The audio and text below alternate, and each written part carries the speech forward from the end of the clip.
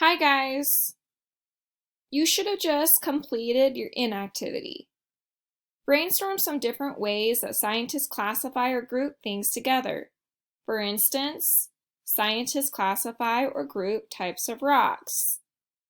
We spent a whole unit talking about how scientists look at different attributes of how rocks are made, and that we group them into three different groups: igneous, metamorphic, and sedimentary, based off of how the rock is made.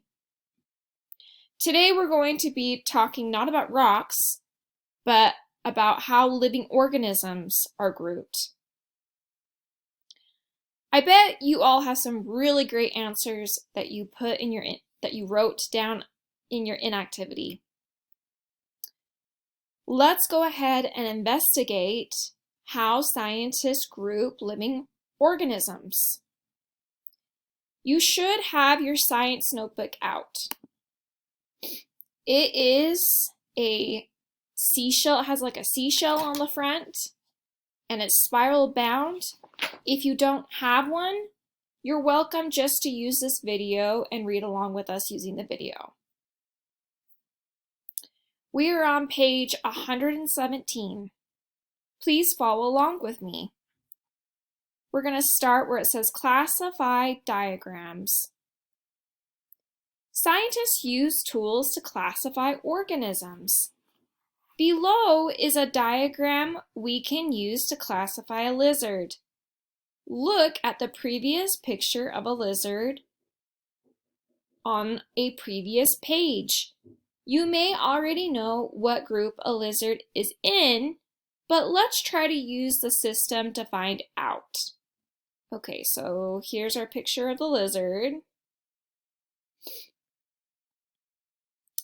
So again, today we're not classifying rocks, but we're classifying living organisms. And let's take a whack at this. Find living things and follow the line to the next choice. Would you say a lizard is a plant or an animal? It moves and needs to find its own food, so it must be an animal. Okay, so here's this diagram right here, living things. A lizard is an animal, so we would go this way. Okay, so we're already done with our first step. Let's keep reading. Follow the line until there are two choices again. Now we must decide if our object is an invertebrate or a vertebrate. If we could look inside the lizard, we would be able to see a backbone. So the lizard is a vertebrate animal. Follow the line from vertebrate to the next two choices. Okay, back to the diagram. So we know that lizard is an animal, and we know that it has a backbone. So we're going to go this way to the vertebrate side. Okay, let's keep reading.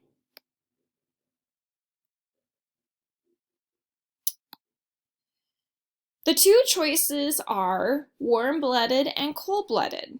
How does our lizard warm its body? It will move to a warm area to warm its body and cool its body by moving to a cooler area. This is a characteristic of a cold-blooded animal. Okay, so back to our diagram. So we started at living things. We decided it was an animal. And then we come to two choices again, and we decided it was a vertebrate.